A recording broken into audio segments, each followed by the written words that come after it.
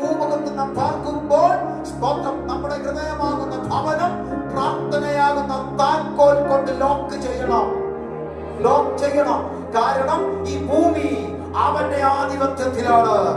പൈശാചികന്റെ ആധിപത്യത്തിലായിരിക്കുമ്പോൾ അവൻ പൈശാചിക മണ്ഡലങ്ങൾ ഹൃദയത്തെ തുറന്നുകൊണ്ട് പലവിധമാകുന്ന വിഷയങ്ങളിട്ട്, ആപവാദങ്ങളിട്ട്, കുടുക്കുകളിട്ട്, അവൻ പ്രശ്നങ്ങളിട്ട് ശുശ്രൂഷകളെ അവസാനിപ്പിക്കാൻ, അഭിഷേകത്തെ ഇല്ലാതാക്കാൻ, അവൻ ഹല്ലേലൂയ